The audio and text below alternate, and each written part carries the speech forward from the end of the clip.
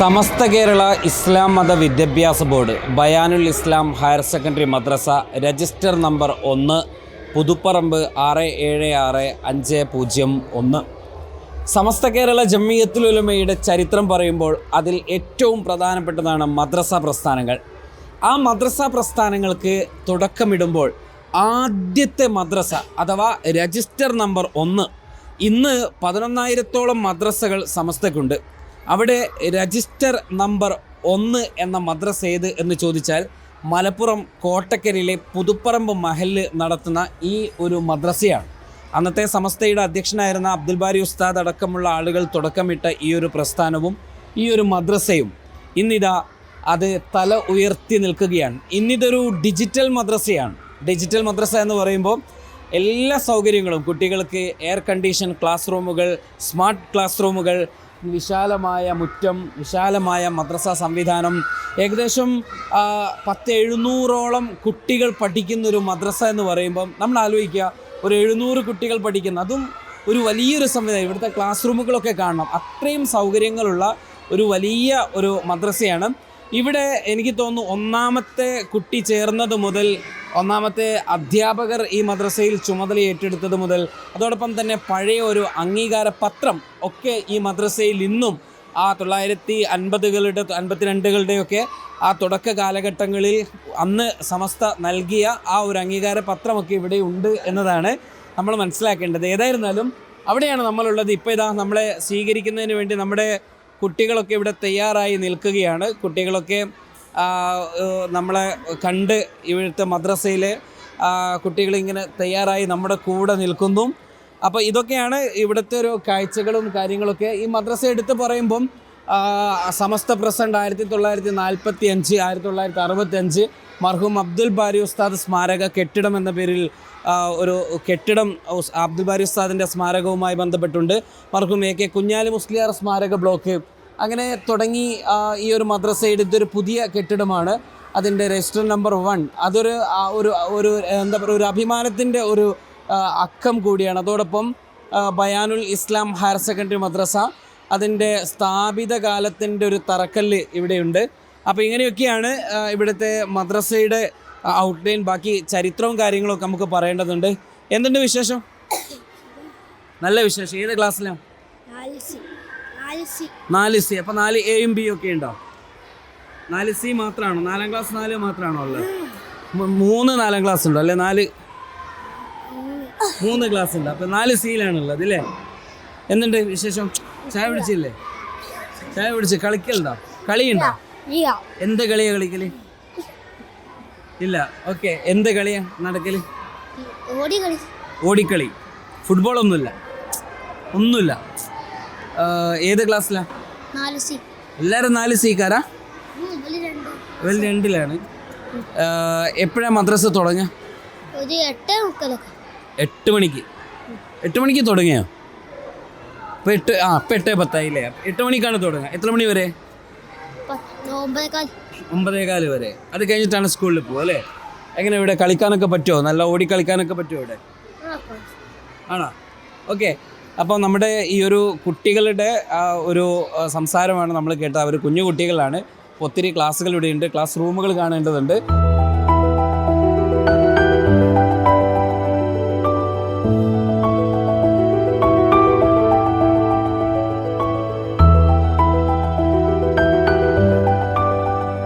അപ്പം നമ്മൾ ഒന്നാമത്തെ മദ്രസയിലെ ഒന്നാമത്തെ ക്ലാസ് റൂമിലേക്ക് നമ്മൾ പോവാണ്. ഹായ്, അസ്സലാമു അലൈക്കും. അടിപൊളിയാണല്ലോ.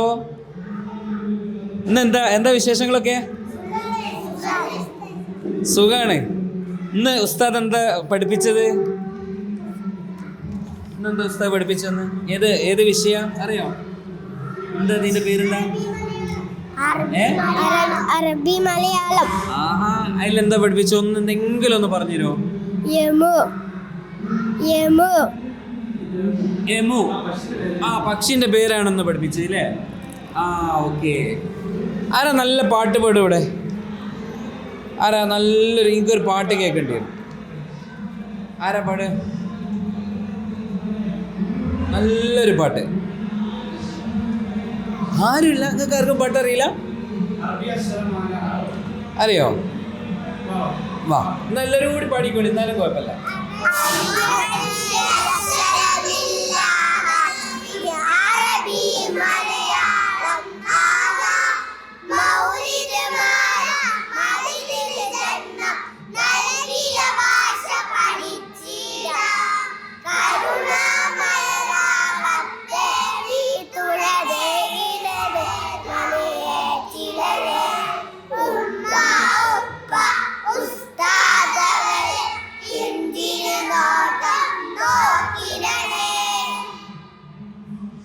അടിപൊളിയാണല്ലോ, നല്ല രസമുണ്ട് കേട്ടോ കേൾക്കാൻ. അപ്പം നിങ്ങളെല്ലാവരും നന്നായിട്ട് പഠിക്കുക കേട്ടോ. ഓക്കെ, നിങ്ങൾക്ക് ഏത് വിഷയം പഠിക്കാൻ ഏറ്റവും ഇഷ്ടം? ഏതാ? മലയാളം. മലയാളം. പിന്നെ അടുത്തത് ഇംഗ്ലീഷ്. ഇംഗ്ലീഷ്. പിന്നെ എനിക്ക് ഏറ്റവും ഇഷ്ടം എന്താ? ഏത് പഠിക്കാനാ? ഇംഗ്ലീഷ്. ഇംഗ്ലീഷ്. ഓക്കെ, അപ്പോൾ ഇവിടെ ഇംഗ്ലീഷൊക്കെ എടുക്കും, ഉസ്താദ് പറഞ്ഞുതരുമോ? എല്ലാം പറഞ്ഞുതരും. ഫാത്തിയൊക്കെ പഠിച്ചോ എല്ലാവരും? നമുക്കൊരു ഫാത്തിയ കൂടി ഓതിയാലോ? ഒരു ഫാത്തിയ ഓതിയാലോ? ഓക്കെ, ഉറക്കാം. ഓക്കെ, എല്ലാവരും ഒരു ഫാത്തിയ.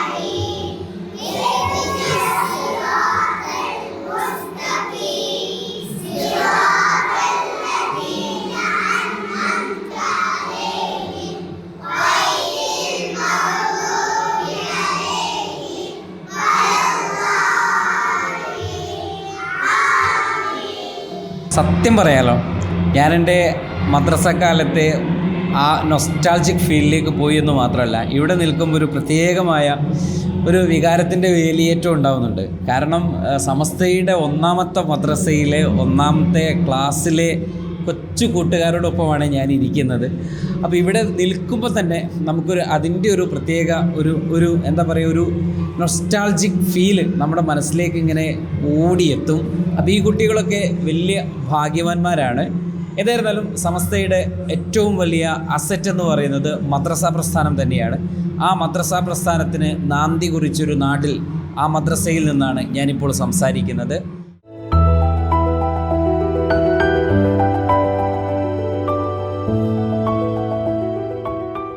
നമുക്ക് നേരെ മദ്രസയുടെ ഹാളിനകത്തേക്ക് ചെല്ലുന്നതിന് തൊട്ട് മുൻപ് ഈ മദ്രസയ്ക്ക് ഒരുപാട് പ്രത്യേകതകളുണ്ട്. എന്ന് വെച്ചാൽ ഈ മദ്രസയിൽ നടപ്പിലാക്കിക്കൊണ്ടിരിക്കുന്ന ഒരു സിസ്റ്റങ്ങളുണ്ട്. ഇവിടെ നമ്മൾ സാധാരണഗതിയിൽ നമ്മൾ കാണുന്ന ഒന്നുണ്ട്, കുട്ടികളുടെ റോഡ് മുറിച്ച് കിടത്താൻ. ഇപ്പോൾ സാധാരണ സ്കൂളിൻ്റെ മുൻപിൽ അധ്യാപകർ നിൽക്കും, അങ്ങനെയൊക്കെ ഉണ്ട്. അപ്പോൾ ഇവിടെയും അങ്ങനെ കാര്യങ്ങളൊക്കെ ഉണ്ട്. പിന്നെ ട്രാഫിക് ഡ്യൂട്ടിയിലുള്ള ഉസ്താദുമാർ, ശനിയാഴ്ച സദർ ഉസ്താദാണ്, ഞായറാഴ്ച അബ്ദുറഹീം ദാരിമിയാണ്, തിങ്കളാഴ്ച അമീർ ഉസ്താദാണ്, ചൊവ്വാഴ്ച സിദ്ദീഖ് ഫൈസി, ബുധൻ ബാസിത്ത് ഫൈസി, വ്യാഴം ബാദുഷാ ഫൈസി, അങ്ങനെ ഓരോ ചുമതല, ശുചിത്വത്തിന് ചുമതലയുള്ള അധ്യാപകരുണ്ട്. അപ്പോൾ ഓരോരുത്തരുടെയും പേരുണ്ട്. പിന്നെ നമ്മൾ ഇവിടേക്ക് വന്നു കഴിഞ്ഞാൽ ഇതാണ് നമ്മൾ പറഞ്ഞ രജിസ്റ്റർ നമ്പർ 1 ബയാനുൽ ഇസ്ലാം ഹയർ സെക്കൻഡറി മദ്രസ. അബ്ദുൽ ഹക്ക് മുഹമ്മദ് അബ്ദുൽ ബാരി മുസ്ലിയാർ സമസ്ത പ്രസിഡന്റ്, ശിലാസ്ഥാപനം 1950.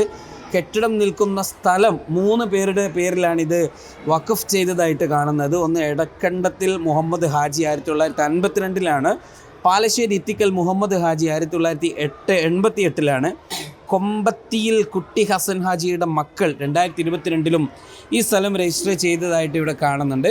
അപ്പോൾ ആ രീതിയിലാണ് ഇവിടെ ഉള്ളത്. ഇത് പറയുന്ന കാര്യത്തിൽ ഈ മദ്രസയ്ക്ക് തന്നെ 2 ഉപമദ്രസകൾ കൂടി ഈ പുതുപ്പറമ്പിൻ്റെ 2 ഭാഗങ്ങളിലായിട്ടുണ്ട് എന്നാണ്.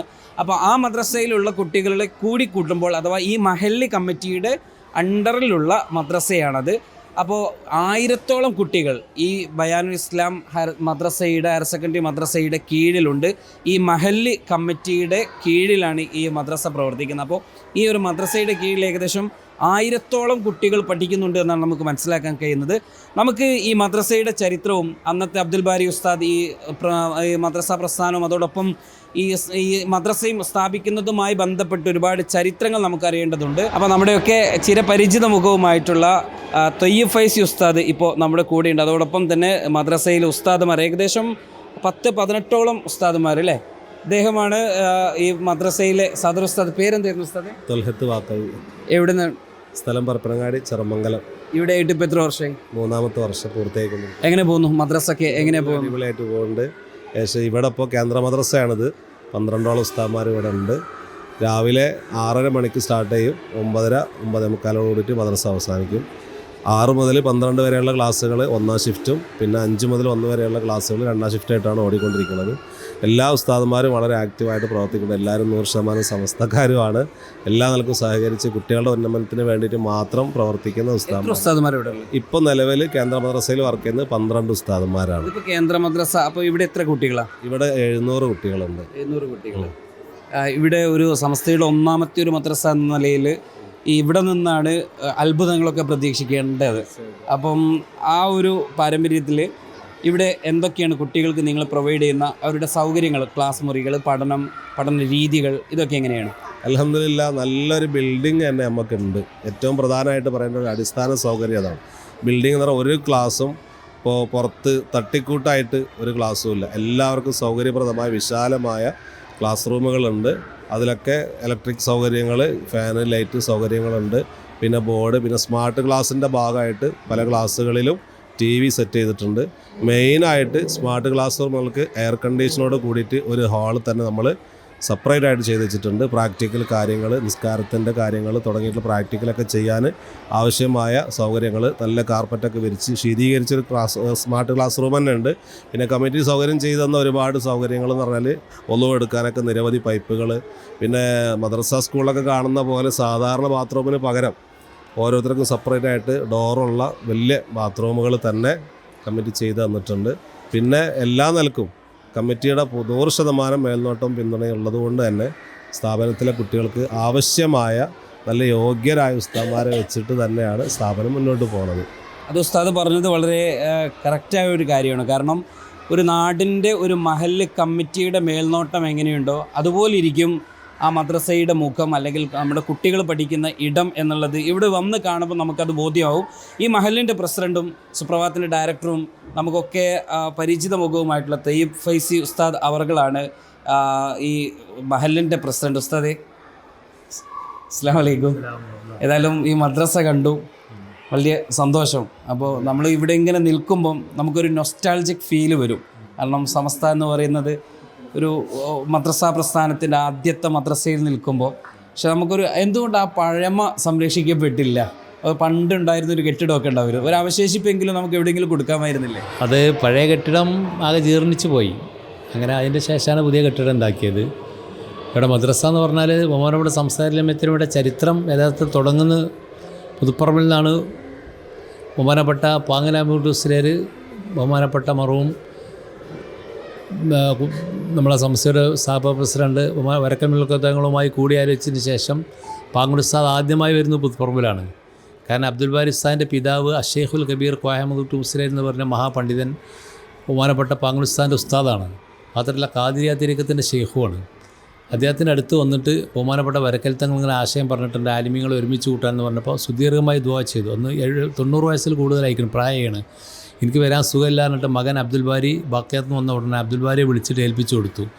നിങ്ങൾ രണ്ടാണ്ട് പോയിട്ട് പണ്ഡിതന്മാരെ വിളിച്ചോളിന്ന്. അങ്ങനെയാണ് കോഴിക്കോട്ടേക്ക് പണ്ഡിതന്മാരെ ഈ ഭാഗത്തു നിന്നൊക്കെ പ്രഗത്ഭരായ ആലിമീങ്ങൾ ക്ഷണിച്ചു വരുത്തുന്നത് ഉസ്താദിൻ്റെ സമ്മതപ്രകാരം.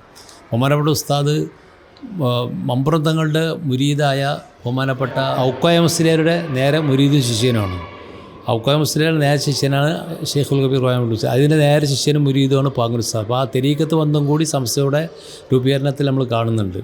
അങ്ങനെ അബ്ദുൽ ബാരി ഉസ്താദ് എന്നെ കൂട്ടിയിട്ടാണ് പിന്നെ ആലിമീങ്ങൾ കൂട്ടുന്നു. 1926 സംസ്ഥ രൂപീകരിക്കുന്നു. അതിനുശേഷം പിന്നെ നമുക്കറിയാമല്ലോ മസ്താ പ്രസ്ഥാനത്തെക്കുറിച്ച് ആദ്യമായിട്ട് പറയുന്നത് കാര്യവട്ട സമ്മേളനത്തിൽ ചുമരോട് സയ്യിദ് ഇബ്രാഹിം ബാഫി തങ്ങളാണ്. അതിനുശേഷം 1951 മാർച്ച് 21 വടകരയിൽ വെച്ച് ചേർന്ന 19ാം സമ്മേളനത്തിൽ വെച്ചാണ് വിദ്യാഭ്യാസം കൊണ്ട് ഒരു അഡ്വോ കമ്മിറ്റി ഉണ്ടാക്കുന്നത്. അത് പിന്നെ 51 തന്നെ സെപ്റ്റംബർ 17 പുതുപ്പറമ്പ് ജുമാഅത്ത് പള്ളിയിൽ വെച്ചാണ് വിദ്യാഭ്യാസ ബോർഡിൻ്റെ ഔദ്യോഗികമായ വിദ്യാഭ്യാസ ബോർഡ് 33 അംഗ സമിതി രൂപീകരിക്കുന്നത്. ഇശാക്ക് ശേഷം പണ്ഡിതന്മാരൊക്കെ വന്നിട്ട് അവർ അവിടെ താമസിച്ച് സുബൈക്ക് ശേഷം ളുഹുർ വരെ യോഗം ചേർന്നു. അതിൽ വെച്ചാണ് വിദ്യാഭ്യാസ ബോർഡ് രൂപീകരിക്കുന്നത്.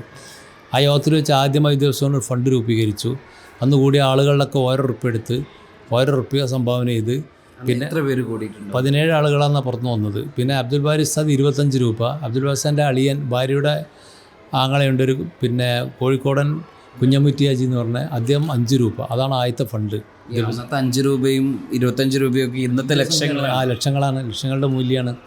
അതാണ് വിദ്യാഭ്യാസത്തിൻ്റെ ആദ്യത്തെ. പിന്നെ കൊയിലാണ്ടിയിൽ വെച്ച് ബഹുമാനപ്പെട്ട വാഫി തങ്ങൾ ഒരുപാട് വയലു പരിപാടിയൊക്കെ നടത്തിയിട്ടാണ് വിദ്യാഭ്യാസത്തിന് ഫണ്ട് രൂപീകരിക്കുന്നത്. പിന്നെ 52 ഓഗസ്റ്റ് 26 ഇവിടെ തന്നെ വെച്ചുകൊണ്ട് ഈ വിദ്യാഭ്യാസത്തിൻ്റെ യോഗം ചേർന്നുകൊണ്ട് 10 മദ്രസകൾക്ക് അംഗീകാരം കൊടുത്തു. അതിൽപ്പെട്ട ഒന്നാമത്തെ മദ്രസയാണ് ബയാൻ ഇസ്ലാം മദ്രസ. അങ്ങനെയാണ് മദ്രസ അംഗീകരിക്കുന്നത്. മദ്രസ രൂപീകരിച്ച കാലത്ത് ഇവിടുത്തെ പഴമക്കാരൊക്കെ പറഞ്ഞു കേട്ടിട്ടുണ്ട്. പല ആളുകളും വരും, വന്നിട്ട് വിട്ടുന്ന ചിലങ്ങനെ മദ്രസ നോക്കിപ്പോവും. ഇത് വരെ പേടിച്ച് എന്താണെന്ന് അറിയാതെ ചിലരൊന്നിങ്ങനെ തൊട്ട് വെക്കും മദ്രസയാണ്, ചിലർ അകത്ത് വന്ന് കയറി വെക്കും. അങ്ങനെ മദ്രസയെക്കുറിച്ച് ഒരുപാട് നാട്ടിൽ നിന്ന് ആളുകൾ വന്ന് പഠിച്ചു. അങ്ങനെയാണ് പിന്നെ മദ്രസകൾ അംഗീകാരം കൊടുക്കാനൊക്കെ തുടങ്ങിയതെന്ന് പറഞ്ഞു. അബ്ദുൽ ബാരി ഉസ്താദ് തൻ്റെ സമ്പത്ത്, വാപ്പിയും നല്ല സമ്പന്നരായിരുന്നു, ആ സമ്പത്തൊക്കെ സമസ്തക്കും സമുദായത്തിനു വേണ്ടി ചെലവഴിച്ചാണ്. അബ്ദുൽ ബാരി ഉസ്താദിൻ്റെ മക്കളുണ്ടായിട്ടില്ല. ഇന്ന് 20 ചില്ലാനം ഭൂമികൾ, പല നമ്പർ ഭൂമികൾ, ഏക്കറുകളുടെ ഭൂമികളൊക്കെ പള്ളിക്കും ദർശനും ഒക്കെ ആയിട്ട് വഖഫ് ചെയ്തിരിക്കുകയാണ്. സംസ്ഥയുടെ തുടക്കത്തിൽ സംസ്ഥയുടെ ഫണ്ട് അധികം അബ്ദുൽ ബാരി ഉസ്താദിൻ്റെ ഫണ്ടായിരുന്നു. സംസ്ഥയുടെ നിർമ്മാണ പ്രവർത്തനങ്ങളൊക്കെ അബ്ദുൽ ബാരി ഉസ്താദിൻ്റെ പ്രസിഡന്റ് കാലത്താണ് ഉണ്ടായത്. സുന്നികൾ സംഘം രൂപീകരിച്ച കാലത്ത് ആദ്യത്തെ സുന്നികൾ സംഘത്തിന് 1ാമത്തെ യൂണിറ്റും ഇവിടെ തന്നെയാണ്, പുതുപ്പറമ്പിലാണ്. ഇന്നും SYSന് 1ാമത്തെ യൂണിറ്റ് പുതുപ്പറമ്പാണ്. അതുപോലെ വിദ്യാഭ്യാസ ബോർഡ് ആദ്യം ഇവിടെ ഉണ്ടാക്കിയത് അൽബയാൻ മാസിക ഇവിടെ നിന്നാണ്, കോഴിക്കോട് നിന്ന് തുടങ്ങിയെങ്കിലും ഇവിടെ നിന്നാണ് ഒരുപാട് കാലം നിലനിന്നത്. സംസ്ഥയുടെ ഒരുപാട് ചരിത്രമുള്ള നാടാണ്.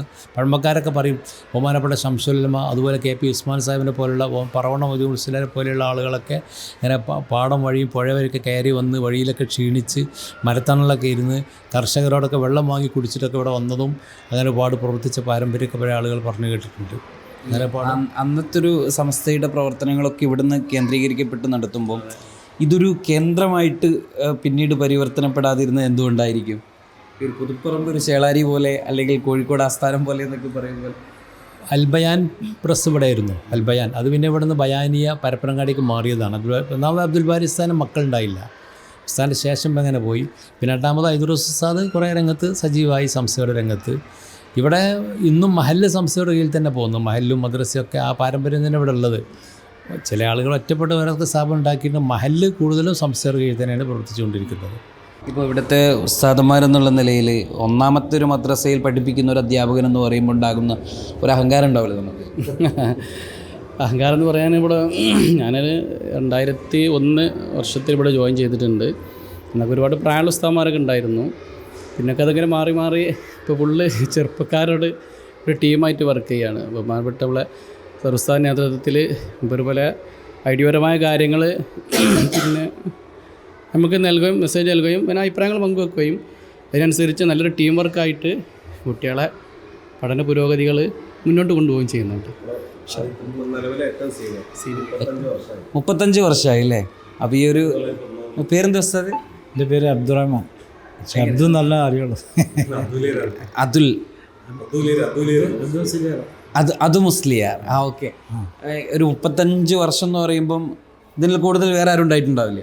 അല്ല, മുമ്പ് ഒരാളുണ്ടായിരുന്നു, കുറേ ആളുകളൊക്കെ ഉണ്ടായിരുന്നു പഴയ കാലത്ത്. അവരൊക്കെ മരിച്ചുപോയി. എൻ്റെ കുഞ്ഞാലി ഉസ്താദ് ഇവിടെ ജോയിൻ ചെയ്യുന്ന കാലത്ത് ഈ മദ്രസ ഈ കെട്ടിടമൊക്കെ എങ്ങനെയായിരുന്നു? അതായത് അന്നത്തെ രൂപം എന്തായിരുന്നു? അന്നത്തെ പഴയൊരു ഓടിട്ടൊരു കെട്ടിട തട്ടുണ്ടായിരുന്നു അന്ന്. എന്നാലും ഏറെക്കാല സൗകര്യങ്ങളൊക്കെ നാട്ടുകാരും മറ്റുള്ളവരൊക്കെ ചെയ്ത് തന്നിരുന്നു. ഒരു 35 വർഷത്തെ ഉസ്താദിൻ്റെ ഒരു അധ്യാപന യാത്രയിൽ ഉസ്താദിന് പറയാൻ കഴിയുന്ന ഇതിൻ്റെ ഒരുപാട് നന്മകളും ഒരുപാട് പോസിറ്റീവ് വശങ്ങളൊക്കെ ഉണ്ടാവുമല്ലോ, അതെന്താണ്? നന്മകൾ പറഞ്ഞാൽ ഏത് മേഖല പുതുപ്പറമ്പിനെ സംബന്ധിച്ചോളം സമസ്തൻ്റെ പിന്നെ മണ്ണെന്നാണ് പുതുപ്പറമ്പ്. പഴയ ആളുകളും ആരും പഴച്ച ആൾക്കാരും ഇല്ല. നല്ല എല്ലാ സൗഹാർദ്ദത്തിലും എല്ലാ നിൽക്കാണ് പുതുപ്പറമ്പ് നിലനിന്ന് പോകുന്നത്. അതുപോലെ ഈ ഒരു 35 വർഷം മുമ്പ് ഈ നാട്ടുകാരായിട്ടുള്ള ആളുകളുടെ ഒരു അന്നത്തെ ഒരുപാട് പ്രശ്നങ്ങളുണ്ടാകാം, പട്ടിണിയും ദാരിദ്ര്യവും അങ്ങനത്തെ ഒരുപാട് പ്രശ്നങ്ങളുണ്ടാകും, നാട്ടുകാർക്ക് ചില അവബോധങ്ങൾ കിട്ടാത്ത പ്രശ്നങ്ങളുണ്ടാകും. ഇങ്ങനെയൊക്കെയുള്ളൊരു കാലഘട്ടത്തിൽ അവർ ആ കാലഘട്ടത്തിൽ ഈ കുട്ടികളൊക്കെ മദ്രസയിലേക്ക് എത്തിക്കാനും അതിനൊക്കെയുള്ള അവരുടെ ഒരു ഉത്സാഹവും താല്പര്യമൊക്കെ എങ്ങനെയായിരുന്നു ഒരു 35 വർഷം മുമ്പ്? അന്ന് കാര്യമായിട്ട് രക്ഷിതാക്കൾ കൈ പിടിച്ച് കണ്ടാണ്. കാരണം ഇതിൻ്റെ പുൽപ്പറമ്പിൻ്റെ 2-3 ഭാഗം കുണ്ടാണ്, പിന്നെ കുഴി, അത് മലപ്രദേശങ്ങളാണ്. ഒരു ഭാഗം മാത്രമേ ശരിക്കുള്ളൊരു നിരന്ന ഭാഗമുള്ളൂ. അതിൽ ആളുകൾ താമസം അതേമാതിരി പല വീടും കാര്യങ്ങളും ഇതൊക്കെ താഴെ ഭാഗങ്ങളാണ്. അതേ മമ്പീരി എന്ന് പറയും, മഞ്ഞാമാട് ആ സൈഡൊക്കെ അവിടെ നിന്ന് കാര്യമായിട്ടുള്ള മുതലാളിമാരുണ്ട്. എൻ്റെ ഈ ഭാഗത്ത് വീടുകളും സ്ഥാപനങ്ങളൊക്കെ കുറവായിരുന്നു. പിന്നെ അങ്ങനെ ഗൾഫും ആൾക്ക് പുരോഗമനം വന്നപ്പോൾ പിന്നെ എല്ലാവരും ഇങ്ങോട്ടും കയറി ഇവിടെ ഉഷാറായി അന്നത്തെ. ഏതായാലും ഇവിടെ ഇപ്പം സംസാരിക്കുമ്പോൾ ഇവിടെ എന്തൊക്കെയോ ആ പഴയ കുറേ അവശേഷിപ്പുകൾ ഉണ്ടെന്ന് പറഞ്ഞു. അതൊക്കെ നമുക്കൊന്ന് കാണില്ല ഉസ്താദെ. എന്നുവെച്ചാൽ മുഅല്ലിം അഡ്മിഷൻ രജിസ്റ്റർ അല്ലേ? ഇത് അന്നത്തെ ഒന്നാമത്തെ ഉസ്താദാണ് കുഞ്ഞാലി മുസ്ലിയാർ. ഇത് ഈ കുഞ്ഞാലി മുസ്ലിയാരെ കുറിച്ച് പറയാനേ, കുഞ്ഞാലി മുസ്ലിയാർ വിദ്യാർത്ഥിയായി അബ്ദുൽ ബാരി സ്ഥാനത്ത് വന്നതാണ്. അങ്ങനെ അബ്ദുൽ ബാരി സ്ഥാനെ മദ്രസയിൽ ഏൽപ്പിച്ചു കൊടുക്കുന്നത്. അങ്ങനെ 50 വർഷത്തിൽ അതുകൊണ്ട് ഉസ്താദായി. ഇവരുടെ പേരിലൊരു ബ്ലോക്ക് തന്നെ ഉണ്ടാക്കിയിട്ടുണ്ട്. പുറത്ത് കണ്ട കുഞ്ഞാലി മുസ്ലിയാർ 50 വർഷത്തിൽ മദ്രസ ഉസ്താദായിട്ട് സേവനം ചെയ്ത ആളാണ്. അബ്ദുൽ ബാരി സ്ഥാനത്ത് പഠിക്കാൻ വന്നിട്ട് ഉസ്താദ് വളർത്തിയ ഒരാളാണ്. അങ്ങനെ ഒരുപാട് ഉഗ്രപുരം അബ്ദുറഹ്മാൻ മുസ്ലിയാർ ഇല്ലേ സംസ്ഥയിലെ, അദ്ദേഹം ഇവിടെയാണ് അബ്ദുൽ ബാരി സ്ഥാൻ നിശ്ചയമായിട്ട് ഇവിടെ വളർന്ന ആളാണ്. നമ്മൾ ഉഗ്രപുരം ഉസ്താദ്. അപ്പോൾ ഒന്നാമത്തെ ഉസ്താദ് കുഞ്ഞാലി മുസ്ലിയാർ അല്ലേ? അവർ ജോയിനിങ് ഡേറ്റ് ഒക്കെ ഉണ്ടാവും അല്ലേ? 9/1/34 ഉദ്ദേശിച്ചത് ജനനത്തീയതിയാണ്. 58 ആണോ ഇത്? 1/11. അപ്പോൾ ഏതായാലും ഇതൊരു എന്താ പറയുക ഒരു ചരിത്ര രേഖയാണ്. കാരണം അന്നത്തെ ഉസ്താദുമാർ, പിന്നെ അതോടൊപ്പം കുട്ടികളുടെ രജിസ്ട്രേഷൻ. ആദ്യത്തെ വിദ്യാർത്ഥി എന്ന രീതിയിൽ റെക്കോർഡിൽ ഇപ്പോൾ നിലവിലുള്ളത് കുഞ്ഞർമുട്ടി എന്നവരാണ്. എടക്കണ്ടത്തിൽ അദ്ദേഹത്തിന്റെ ഉപ്പാന്റെ പേര് മുഹമ്മദ് കുട്ടി. പക്ഷെ അന്ന് ഉസ്താദ് ഇതേപോലത്തെ പ്രിന്റുകളൊക്കെ എങ്ങനെ അന്ന് കിട്ടിയിരുന്നു? ഈ അറബി മലയാളം പ്രിന്റുകളൊക്കെ എടുക്കുന്ന സംസ്ഥയുടെ തന്നെയായിരുന്നു. അപ്പോൾ നമ്മൾ ആലോചിക്കേണ്ട 1952 സംസ്ഥയ്ക്ക് സ്വന്തമായിട്ടൊരു പ്രസ്സും ഉണ്ട്. അതിന് മുമ്പ് തന്നെ ഇവിടുന്ന് ഖുർആൻ പരീക്ഷയൊക്കെ ഇറക്കിയിരുന്നു. അതിന്റെ മുന്നേ കാല ഖുർആന് തഫ്സീറുകളൊക്കെ ഇറക്കിയിരുന്നു പ്രസ്സെന്ന്. ഇബ്രാഹിമിന്റെ വാപ്പാക്കൊരു പ്രസ് ഉണ്ടായിരുന്നു, സിയാബ് ഷെയ്ഖിനി അബ്ദുൽ ബാരി ഉസ്താദ് ഉള്ള ഇവിടുന്ന് പ്രിന്റ് ചെയ്തിരുന്നു. നിലവിലിപ്പോൾ ഇത് കേന്ദ്ര മദ്രസയാണ്. നമ്മളെ മഹല്ല് എന്ന് പറഞ്ഞാൽ നേരത്തെ പറഞ്ഞ പോലെ 2000-ന്റെ അടുത്ത് വീടുകളിലെ വലിയ മഹല്ലാണ്. ഇവിടുത്തെ ഈ മദ്രസിൻ്റെ ഒരു പ്രത്യേകത എന്ന് പറഞ്ഞാൽ പരമാവധി കുട്ടികൾ മദ്രസയിൽ വന്ന് പഠിക്കും എന്നുള്ളതാണ്. അത് ബ്രാഞ്ച് അപ്പുറത്തുണ്ടെങ്കിലും വേറെ മദ്രസ ഉണ്ടെങ്കിലും മൂലേരി പാപ്പാൻ്റെ ഒരു ബർക്കത്തിനും വേണ്ടിയിട്ട് ഇവിടെ വരും, കുട്ടികൾ വരും, പഠിക്കും. ഏകദേശം 1000-ലേറെ കുട്ടികൾ ഇപ്പോൾ നിലവിൽ ഈ മദ്രസയിൽ പഠിക്കുന്നുണ്ട്. 3 മദ്രസയിലും. എപ്പോഴും ഈ 10ാം ക്ലാസ് ഒക്കെ കഴിഞ്ഞ കുട്ടികൾ ഡ്രോപ്പ് ഔട്ട് ആയി പോകുന്നൊരു സിസ്റ്റം ഉണ്ട്. ഇവിടെ എങ്ങനെയാണ് +2 അങ്ങനത്തെ വലിയ ക്ഷീണമൊന്നുമില്ല. ഇപ്പം നിലവിൽ +1 തന്നെ 45ഓളം കുട്ടികൾ പഠിക്കുന്നു. +1 10ാം ക്ലാസ് വരെ ഡിവിഷനാണ്. ഒരു ക്ലാസ്സിൽ ഉൾക്കൊള്ളാൻ കഴിയാത്തതുകൊണ്ട് ഡിവിഷനായിട്ടാണ് ഓട്ടുന്നത്. പിന്നെ അപ്പുറത്തെ മദ്രസ അങ്ങോട്ട് വരാൻ ഇനി ബിൽഡിങ് സൗകര്യം കൂട്ടുകയാണെന്നുണ്ടെങ്കിൽ അവിടെ നിന്ന് അങ്ങോട്ട് കൊണ്ടുവരാൻ പറ്റില്ല. ഇപ്പം നിലവിൽ ഒരു മദ്രസ നമ്മുടെ ബ്രാഞ്ച് 8ാം ക്ലാസ് വരെ ഇപ്പോൾ എത്തിച്ചിട്ടുണ്ട്. ഇനി അടുത്ത വർഷം എന്ത് ചെയ്യുന്നുള്ള ആലോചനയിലാണ്. കുട്ടികൾ പോകില്ല. പിന്നെ അങ്ങനെ എല്ലാ സ്ഥാപനത്തിലും എല്ലാ നാട്ടിലുള്ള പോലെ 1-2 കുട്ടികളൊക്കെ പോകാമെന്നല്ലാതെ അങ്ങനെ കൊഴിഞ്ഞു പോക്ക് എന്ന് പറയുന്നൊരു പ്രശ്നം ഇവിടെ ഇല്ല. മദ്രസയിൽ വരണം, പഠിക്കണം എന്ന ഒരു കൾച്ചറും ആ ഒരു താല്പര്യം ഇപ്പോഴും രക്ഷിതാക്കൾ കൊണ്ടു നടക്കുന്നുണ്ട്. പിന്നെ ഒരു സമ്മതപത്രം അല്ലേ, അത് അംഗീകാരപത്രം. അത് സമസ്തൻ്റെ അംഗീകാരം എന്ന് പറഞ്ഞാൽ ഫസ്റ്റ് 1ാം നമ്പർ മദ്രസയായിട്ട് അംഗീകരിച്ചതിൻ്റെ സാക്ഷ്യപത്രമാണത്. അത് ആ ഒരു രീതിയിൽ തന്നെയാണുള്ളത്. പുതുപ്പറമ്പിലെ ആദ്യ മദ്രസയോടും സംസ്ഥയുടെ പ്രസ്സിനോടുമൊക്കെ ചേർന്നുകൊണ്ട് തന്നെയാണ് അബ്ദുൽ ബാരി ഉസ്താദിൻ്റെ ഖബർ കിടക്കുന്നത്. അദ്ദേഹത്തിൻ്റെ തന്നെ സ്ഥലത്താണ്. ഇവിടെ ഇപ്പോൾ ഒരു പള്ളിയും അദ്ദേഹത്തിന് ഒരുപാട് ഭൂമി ഉണ്ടായിരുന്നു എന്നാണ്. ആ ഭൂമികളിൽ പലതും വഖഫ് ചെയ്ത് ഇസ്ലാമിക സംരംഭങ്ങൾക്ക് വേണ്ടി അദ്ദേഹം നൽകി എന്നുമാണ്. ഇത് അദ്ദേഹത്തിൻ്റെ പേരിലുള്ള മസ്ജിദുൽ ബാരി എന്ന ഒരു പള്ളിയാണ്. ഈ ഒരു പള്ളി 2014 സയ്യിദ് ഹൈദരലി ശിഹാബ് തങ്ങൾ ഉദ്ഘാടനം ചെയ്യുന്നത്. ചെറുശ്ശേരി സൈനുദ്ദീൻ മുസ്ലിയാരുടെ അധ്യക്ഷതയിലുള്ള ഒന്നാണ്. ഈ പള്ളിയുടെ ഇവിടെ ഒരു പഴയ ഒരു കല്ലെന്തവസ്ഥ ഇത് ഒരു അറബി മലയാളമൊക്കെ കാണുന്ന ഒരു പഴയ പള്ളിൻ്റെ ബോർഡായിരുന്നു. പഴയ പള്ളിയുടെ ഇത് പുതുക്കി പണിതാണത് ഹൈദരലി തങ്ങളിലാണ് ചെയ്തത്. അപ്പം ഈ പള്ളിക്കകത്ത് ഒരു കുത്തുബ് ഖാനയുണ്ട്. ഉസ്താദ് ഉപയോഗിച്ചിരുന്ന കസേരയും അതോടൊപ്പം തന്നെ ഒരുപാട് പുസ്തകങ്ങൾ, പഴയ കിതാബുകൾ. ആ കിതാബുകൾ, കുത്തുബ് ഖാന എന്ന് പറയുന്നത് കേരളത്തിലെ 1, 2, 3 സ്ഥാനത്തൊക്കെ ഇരിക്കും. എത്രാമത്തെ ആയിരിക്കും അത്? 1 ചാലിയത്തായിരുന്നു, 2 ഇവിടെയാണെന്നും താന്നൂരാണെന്നും അഭിപ്രായം ഉണ്ടായിരുന്നു. ചാലി 1 ചാലി 1, പിന്നെ താന്നൂരാണ് കൂടുതൽ. ഇവിടെ ഉണ്ടായിരുന്നു കൊടുത്താൽ, ഇവിടെ കുറേ നഷ്ടപ്പെട്ടു പോയി പഴയതൊക്കെ. അതിനുള്ളത് കാണിക്കാൻ. നമുക്കേതായാലും ആ കുത്തുബ് ഖാന ഒന്ന് കാണാം. ഇതാണ് കുത്തുബ് ഖാന. പക്ഷേ ഇവിടെ ഇപ്പോൾ ക്ലീനിങ്ങിന് വേണ്ടി ഇതെല്ലാം മാറ്റി വെച്ചിരിക്കുന്നൊരു രീതിയിലാണുള്ളത്. ഇത് ഏകദേശം ഈ ഒരു പഴയ ആ ഒരു കാലത്തെ ഷെൽഫാണ്. ഇതെല്ലാം ഏകദേശം അതിൻ്റേതായിട്ടുള്ള കാലത്തിൻ്റെ പഴക്കം കൊണ്ടുള്ള പ്രശ്നങ്ങളൊക്കെ ഇതിനകത്തൊക്കെ ഉണ്ട്. കിതാബുകളുണ്ട്. നമ്മൾ കുത്തുബ് ഖാന എന്ന് പറയുമ്പോൾ തന്നെ ആ പേരിനാസ്പദമാക്കുന്ന രീതിയിൽ തന്നെയുള്ള ചില രൂപങ്ങളൊക്കെ നമുക്ക് ഇവിടെ കാണാൻ സാധിക്കും. ഒരുപാട് കിതാബുകൾ ഇതിനകത്തുണ്ട്. എല്ലാം പഴയ ആ ഒരു രീതിയിലുള്ള കിതാബുകളാണ്. ഒരുപാട് കിതാബ് ഉണ്ടായിരുന്നു ഉസ്താദ് പറഞ്ഞു. ഉസ്താദ് എങ്ങനെയാണ് ഇവിടുത്തെ ഒരു ഉസ്താദിൻ്റെ കിതാബും ശേഖരവും ഒക്കെ തന്നെ അല്ലേ? അത് കുറേ കിതാബ് ഇങ്ങനെ ഉപയോഗശൂന്യമായിട്ട് നഷ്ടപ്പെട്ടു പോയിട്ടുണ്ട്. അങ്ങനെ ഇപ്പോൾ ഉള്ളത് ഒതുക്കി വെച്ചതാണ്. വലിയ ലൈബ്രറി ആയിരുന്നു, കുത്തുബ് ഖാനായിരുന്നു പള്ളീൻ്റെ മേലെ. പള്ളി ചെറുതാക്കിയപ്പോൾ അതൊക്കെ ഒഴിവായി മാറ്റി ഇപ്പോൾ ഉള്ളത് സൂക്ഷിക്കുകയാണ് പഴയ കിതാബുകൾ. അവിടെ കിതാബ് നോക്കുന്ന ആളുകൾക്ക് 3 ദിവസം നിന്ന് താമസിക്കാനുള്ള വഖഫൊക്കെ ഉണ്ട്. ഭൂമി, ഭക്ഷണം കൊടുക്കാനൊക്കെയുള്ള സംവിധാനമൊക്കെ ഉണ്ട്. പഴയ കാലത്ത് അങ്ങനെ ആരുമികളൊന്നും നോക്കിയിരുന്നു. ഇപ്പോൾ പിന്നെ എല്ലായിടത്തും കിതാബ് ആയതുകൊണ്ടും ഒക്കെ നെറ്റ് സൗകര്യം ആയതുകൊണ്ടും ആളുകൾ വരെ കുറവാണ്. നേരത്തിൽ അങ്ങനെ വരുന്ന ആളുകൾക്കുണ്ട്. പിന്നെ ഇവിടെ ഒരു ചെയറുണ്ട്. ഇതിനകത്ത് കുറച്ച് കിതാബുകൾ കാര്യങ്ങളൊക്കെ ഉണ്ട്. ഈ ഒരു ചെയറും അതേപോലെ ഉസ്താദ് ജീവിച്ചിരുന്ന കാലഘട്ടത്തിലുണ്ടായിരുന്നതാണെന്നാണ് പറയുന്നത്. ഉസ്താദ് ഉപയോഗിച്ചിരുന്ന ചെയറാണ് എന്നാണ് പറയുന്നത്. ഏതായിരുന്നാലും ഈ ഒരു പ്രദേശത്തേക്ക് നമ്മൾ വരുമ്പോൾ ഒരു വിജ്ഞാനത്തിൻ്റെ വിസ്ഫോടനത്തിൻ്റെ ഒരു വലിയ കാഴ്ചകൾ നമുക്കിവിടെ കാണാൻ സാധിക്കും. സമസ്ത പണ്ഡിതന്മാർ അവർ ഫത്വകൾ പറയുമ്പോൾ, ഇപ്പോഴത്തെ കാലത്തൊക്കെ ചില ഫത്വകൾ പറയുമ്പോൾ ആ ഫത്വകൾ അല്ലെങ്കിൽ അതിനെ എതിർക്കുകയോ ചോദ്യം ചെയ്യുകയോ ഒക്കെ ചെയ്തുകൊണ്ടിരിക്കുന്ന ഒരു കാലഘട്ടത്തിൽ പക്ഷേ ഉസ്താദുമാർ പറയുന്നത് ഫത്വകളൊന്നും വെറുതെ പറയുന്നതല്ല, പ്രാമാണിക രേഖകൾ പ്രകാരം പറയുന്നതാണ് എന്ന് വളരെ കൃത്യമായി അടയാളപ്പെടുത്തുന്ന കാര്യങ്ങളാണ് നമുക്ക് ഈ കുത്തുബ് ഖാന സന്ദർശിക്കുമ്പോഴും നമുക്ക് മനസ്സിലാകുന്നത്. ഇങ്ങനെയൊക്കെയാണ് നമ്മുടെ ഈ ഒരു പ്രദേശത്തിൻ്റെ. പിന്നെ ഉസ്താദ് മൗലവിയ കോളേജ് എന്നൊരു കോളേജ് സ്ഥാപിച്ചിരുന്നു. ഉസ്താദ് സ്വന്തം ദർസ് ഇവിടെ നടത്തിയിരുന്നത്. അങ്ങനെ മൗലവിയ കോളേജിൽ ഒരുപാട് പണ്ഡിതന്മാർ വന്ന് ഒരുപാട് കാലം ദർസ് പഠിച്ചിരുന്നു. നമ്മൾ അത്തിപ്പറ്റ ഉസ്താദൊക്കെ ഉസ്താദിൻ്റെ അടുത്ത് ഇവിടെ നിന്നാണ് തുടക്കം കുറിച്ചതൊക്കെ. ഒരുപാട് ആലിമീങ്ങളൊന്ന് ഓതി പഠിച്ച സ്ഥലമാണിത് മൗലവിയ കോളേജ്, ഇന്നില്ലത്. ഞാനിപ്പോൾ ഉള്ളത് പുതുപ്പറമ്പിൽ തന്നെയുള്ള CH ഹൈദ്രോസ് ഉസ്താദിൻ്റെ ഖബറിന് തൊട്ടടുത്താണ്. ഇതാണ് ഉസ്താദിൻ്റെ ഖബർ. സമസ്ത കേരള ജമിയത്തുൽ ഉലമയുടെ ഉപാധ്യക്ഷനും വിദ്യാഭ്യാസ ബോർഡിൻ്റെയും സുന്നി യോജന സംഘത്തിൻ്റെയും ഒക്കെ നേതൃസ്ഥാനം വഹിച്ചിരുന്ന ഉസ്താദ് അവർകൾ.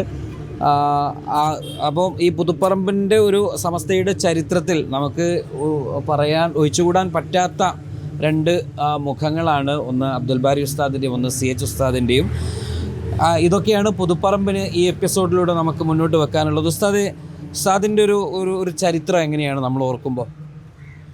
ഉസ്താദിൻ്റെ പിതാവ് ചീരങ്ങൻ മുഹമ്മദ് മുസ്ലിം കോട്ടക്കൽ 50 കൊല്ലത്തോളം ദർശനത്തിലെ പണ്ഡിതനായിരുന്നു. അബ്ദുൽ ഉസ്താദിൻ്റെ ശിഷ്യനായിരുന്നു. ആ ഉസ്താദിനോട് എല്ലാ കാര്യങ്ങളും അന്വേഷിക്കലും ഉസ്താദാണൊക്കെ ശ്രദ്ധിച്ചിരുന്നു. ആ ഉസ്താദിൻ്റെ മകനാണ് ഹൈദർ ഉസ്താദ്. അതുകൊണ്ട് തന്നെ അബ്ദുൽ ബാരി ഉസ്താദ് ചെറുപ്പം മുതൽ വലിയ ബന്ധമായിരുന്നു. അന്ന് മുതൽ ഇവിടെ നിന്ന് സംസ്ഥയുടെ ആർമികൾ ഖിദ്മത്ത് ചെയ്യാനൊക്കെ CH ഉസ്താദിന് ഭാഗ്യം കിട്ടിയിട്ടുണ്ട്. അങ്ങനെയാണ് സംസ്ഥയായിട്ടുള്ള ബന്ധം ഉണ്ടാകുന്നത്. അങ്ങനെ ഈ ഒരു പള്ളിക്ക് ഒരു ചരിത്രമുണ്ട് അല്ലേ? പള്ളി ഏകദേശം 200 വർഷത്തിലധികം പഴക്കമുണ്ട് പള്ളിക്ക്. ഇവിടെ ആദ്യം അബ്ദുൽ ഉസ്താദിൻ്റെ പിതാവ് വന്ന് പിന്നെ അബ്ദുൽ ബാരി ഉസ്താദ് വന്നതിന് ശേഷമാണ് സംസ്ഥയുടെ ആലിമീങ്ങളൊക്കെ ഒരുപാട് കിടന്നുറങ്ങിയ രാത്രിയൊക്കെ തഹജ്ജുദ് നിസ്കരിച്ച് കരഞ്ഞൊക്കെ നാട്ടുകാർ കണ്ടിട്ടുണ്ട്. അങ്ങനെ ഒരുപാട് താമസിച്ച് വിദ്യാഭ്യാസം രൂപീകരിക്കുമ്പോൾ തന്നെ തലേന്ന് രാത്രി ഒന്ന് താമസിച്ച് ഉപയോഗിച്ചിട്ടാണ് യോഗം ചെയ്യുന്നത് ദുഹർ വരെ. അങ്ങനെ ഒരുപാട് കാലങ്ങളിൽ പലരും വന്ന് താമസിക്കുക ചെയ്ത വിദ്യാഭ്യാസ ബോർഡിൻ്റെ ആലോചന നടക്കുന്ന പള്ളി. ആലോചന ആദ്യം വടകര വെച്ച് ഔദ്യോഗികമായി കമ്മിറ്റി ഉണ്ടായത് ഇവിടെ നിന്നാണ്. കമ്മിറ്റി കൂടിയാണ്. ഏതായിരുന്നാലും ഏകദേശം 100-200 വർഷം പഴക്കമുള്ള ഒരു പള്ളി. ഇന്നത് പുതുക്കി പണിത് ആധുനികത വൽക്കരിക്കപ്പെട്ടിട്ടുണ്ടെങ്കിൽ പോലും വളരെ മനോഹരമാക്കിക്കൊണ്ട് തന്നെ ഈ പള്ളി ഇന്ന് സംരക്ഷിക്കുന്നുണ്ട്. ഈ ഒരു പള്ളിയുടെ അകത്തളങ്ങളിൽ ഇരുന്നു കൊണ്ടാണ് നമ്മുടെ സമസ്ത കേരള ഇസ്ലാം മത വിദ്യാഭ്യാസ ബോർഡിൻ്റെ യോഗവും അതോടൊപ്പം തന്നെ പല മുഷാവറ യോഗങ്ങളും ഒക്കെ നടന്നിരുന്നത് ഈ പള്ളിക്ക് മുകളിലായിരുന്നു. അപ്പോൾ അന്നത്തെ പല പണ്ഡിതന്മാരും ഈ ഒരു നാട് കേന്ദ്രീകരിച്ചുകൊണ്ട് പ്രവർത്തിച്ചിരുന്നത് കൊണ്ട് തന്നെ ഈ ഒരു പള്ളിയുടെ മുകളിൽ അവർ അന്തി ഉറങ്ങി വിദ്യാഭ്യാസ ബോർഡിൻ്റെ യോഗങ്ങളും അതോടൊപ്പം തന്നെ സമസ്തയുടെ പല മുഷാവറ യോഗങ്ങളും ഒക്കെ ചേർന്നിരുന്നത് ഈ ഒരു പള്ളിയാണ്. ഇതൊരു സമസ്തയെ സംബന്ധിച്ചിടത്തോളം ഒരു ചരിത്ര രേഖ കൂടിയാണ് ഈ ഒരു പള്ളിയും ഈ നാടും ഇതിൻ്റെ ഒരു അനുഭവമൊക്കെ. ഏതായിരുന്നാലും അന്ന് കാലം മുതൽ തന്നെ അതിൻ്റെ എല്ലാ തരത്തിൽ സമസ്തയുടെ ആദ്യകാലത്തെ എല്ലാ ഇന്ന് കാണുന്ന പോലെ സമസ്ത മാറുന്നതിലൊക്കെ ഇവിടുത്തെ ഉസ്താദുമാർ വഹിച്ച പങ്ക് വളരെ വലുതാണ്. അതെന്ന് വെച്ചാൽ ഇസ്ലാമികമായ കാര്യങ്ങൾക്കൊക്കെ അതിൻ്റെ നേതൃപരമായ പങ്ക് വഹിച്ചിരുന്ന ഒരു നാട് കൂടിയാണ് ഈ പുതുപ്പറമ്പ് എന്നതിൻ്റെ സാക്ഷ്യം കൂടിയാണ് ഈ ഒരു നാടും കിതാബും ഇവിടുത്തെ ഉസ്താദുമാരും ഇവിടുത്തെ അന്നുണ്ടായിരുന്ന പല രേഖകളും നിർമ്മിതികളും ഒക്കെ എന്നാണ് നമുക്ക് പറയാൻ കഴിയുന്നത്.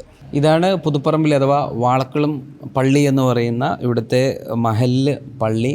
ഈ പള്ളിക്കകത്തു നിന്നൊക്കെയാണ് അന്നത്തെ സമസ്തയുടെ പണ്ഡിതന്മാർ യോഗം ചേർന്നതും കൂടിയാലോചനകളൊക്കെ നടത്തിയിരുന്നതും. ഈ പള്ളിയുടെ ഒരു പ്രത്യേകത പഴമയും പുതുമയും രണ്ടും കൂടി യോജിപ്പിച്ചുകൊണ്ടുള്ള ഒരു പദ്ധതി അല്ലെങ്കിൽ ഒരു നിർമ്മാണ മാതൃക ഇവിടെ കാണാം. ഈ ഒരു ഭാഗമൊക്കെ ആ ഒരു പഴമയെ നമുക്ക് ഫീൽ ചെയ്യുന്നെങ്കിൽ മറുഭാഗത്ത് പുതുപോലെ ആധുനികമായിട്ടുണ്ട്. ഏറ്റവും വലിയ പ്രത്യേകത ഒരു സഫിൽ ഏകദേശം 60 മുകളിൽ ആളുകൾ ഉൾക്കൊള്ളാൻ കഴിയുന്ന തരത്തിൽ ഏകദേശം എത്രയുണ്ട് ഉസ്താദ്? എത്ര സഫാണ്? 12 സഫിന് ആളുകൾ കൊള്ളും. ഇതിൻ്റെ മറ്റൊരു പ്രത്യേകത ഈ ഒരു പള്ളിക്ക് തൂണുകളില്ല എന്നുള്ളതാണ്. അകം പള്ളിയിലും 3 നിലയിലും തൂണില്ല. അപ്പോൾ അത്രയും വിശാലമായിട്ട് തൂണ്, നമ്മൾ സാധാരണഗതിയിൽ നമുക്ക് പള്ളികളിലൊക്കെ തൂണ് കാണും, പക്ഷേ ഇവിടെ അത് കാണുന്നില്ല എന്നുള്ളത് അതൊരു വലിയൊരു പ്രത്യേകത തന്നെയാണ്. അപ്പോൾ ഈ ഒരു പള്ളിയും പള്ളിയുടെ അകത്തളവുമൊക്കെ സമസ്തയുടെ ചരിത്രത്തോട് ഏറെ ഒട്ടി നിൽക്കുന്ന ഒന്നാണ്.